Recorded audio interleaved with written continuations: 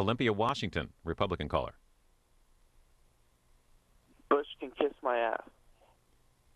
We'll move on to Coral Gables, Florida, independent caller. Coral Gables. Hi, this is Maria. How are you? Thanks for having this. The Muslims are in the United States. They're an increasing minority, and there's a lot of good people that follow that faith. And I think there's just way too much judgment going on right now. Now, I feel, this is my personal opinion, that the American people really do need to wake up to what's happening here. This is about, and please don't cut me off when I say this is about oil. This is about money. And as soon as the American people accept that, and my heart goes out to the soldiers, and not one single soldier should have died for this. This is nonsense. And we need to get them out of there, because now it's total chaos and it's a mess, and it'll take decades to fix. So my heart goes out to the soldiers, and my prayers go out to the soldiers, but the American people need to wake up and see what's happening here.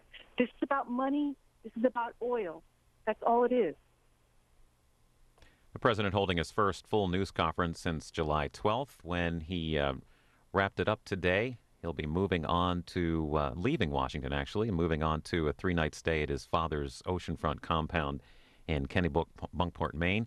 On Saturday, he'll meet with France's new president, Nicolas Sarkozy, who is vacationing in New Hampshire.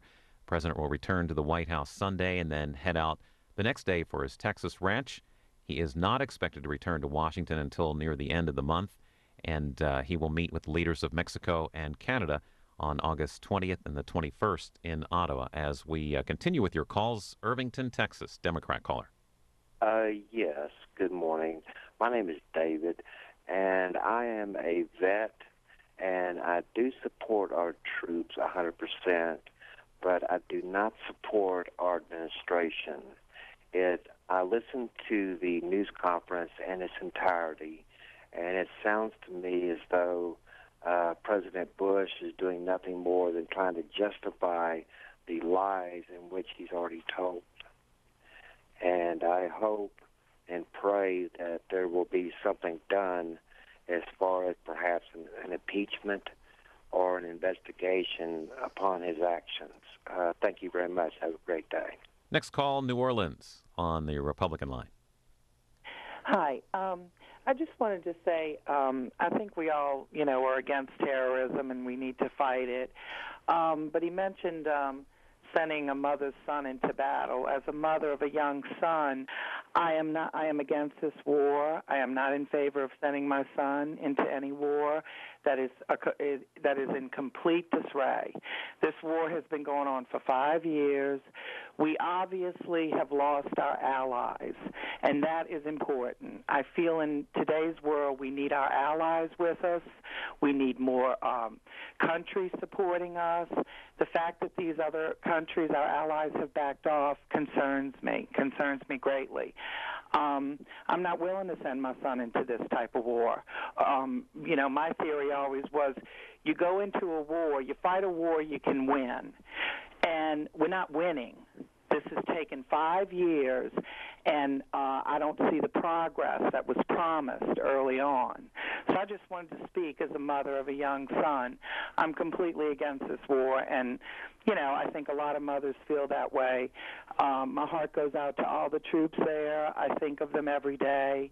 I'm in full support of these young men and women who are sacrificing so much for our country. But, simply the war is a mess. It's a mess. It's gone on way too long. There's something wrong. And Thanks, there's New something Orleans. wrong. Two more calls, and then we'll move on. Enid, Oklahoma, Democrat caller. Yes, I thought the president did well. He keeps talking about freedom and the universality of freedom that we believe in. And I don't understand what the word freedom means. I keep going back to a 1960s song, freedom is just another name for nothing else to leave. The only people that are really free are the homeless, and I don't want to be in that group. So if one of your callers could explain to me what freedom means, I tell you the truth, I really just don't understand it.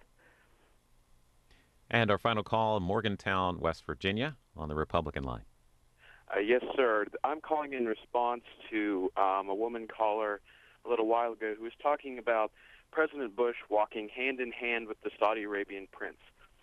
I think it would be fairly unintelligent if we didn't kiss up to the Saudi Arabians, because our country is so dependent on oil these days that if we don't kiss up to them and we don't get our oil, what are we going to do? What are all these Democrats out there complaining going to do if they can't even get their hybrids to their workplace? Thank you. And we thank all of our callers.